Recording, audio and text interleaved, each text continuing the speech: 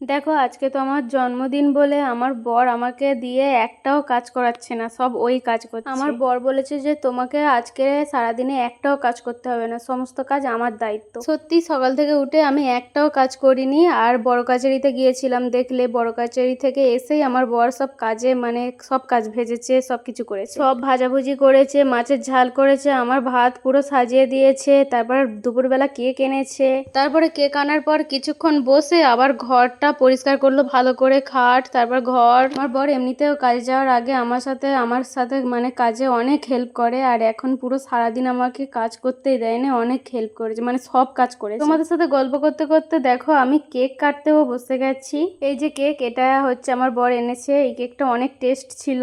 আর সত্যি বলতে আজকের দিনটা সত্যি আমি অনেক মজা করেছি। আমার বর সব সময় হ্যাপি রাখে, আজকেও অনেক অনেক অনেক হ্যাপি রেখেছে। আর আমার বর কি গিফট দিয়েছে আমি তোমাদের সাথে শেয়ার করছি। দেখো, গিফটটা প্রথমে হাতে পেয়ে তো আমি প্রথমে ভাবছিলাম কি চকলেটের বক্স নাকি, তারপরে পুরোটা খুলে দেখি যে একটা ঘড়ি ছিল, তাও আবার কি কোম্পানির, টাইটেন। এই টাইটেনের ঘড়ি আমার খুব পছন্দ ছিল, ওই জন্য আমার বর এনে দিয়েছে, সারপ্রাইজ দিয়েছে আমাকে। আর দোকানদার বলেছে এটা পুরো 20 বছর পর্যন্ত ঠিক থাকবে। তো চলো, টাটা সবাইকে।